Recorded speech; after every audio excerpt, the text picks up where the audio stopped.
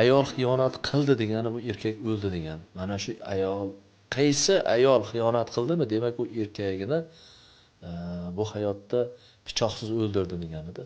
To'g'risi uni jismi yashagani bilan uni ruhi yashamaydi u erkak. Ayolning xiyonati juda ham og'ir, shuning uchun kechirilmaydi. Chunki ayol xiyonat qilsa, qalbi bilan xiyonat qiladi. Agar erkak xiyonat qilsa, u hirsi bilan xiyonat qiladi. Tasavvur qilish qiyin. Bu muhitga tushgan erkaklar bor.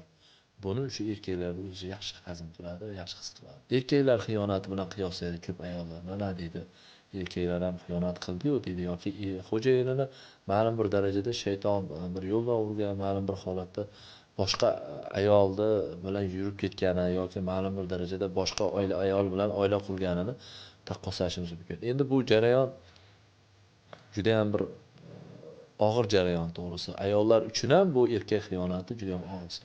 Savol bering mana. Ikkita yoshligidan ayol va erkak ma'lum bir darajada bir-birini Allohning mo'jizasi bilan, taqdiri bilan ko'rishadi, to'g'rimi? O'sha ayol boshqa erkak bilan mabodo shu savolni berilsin, mana har qanday erkak ayolga savol bersin.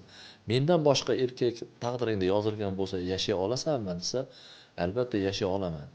Bu ayol kishining muhabbati ma'lum bir darajada o'zgaruvchan muhabbat deganida. Ayol kishi moslashuvchan bo'ladi-da. Ayol kishi har qanaqa muhitga moslashadi.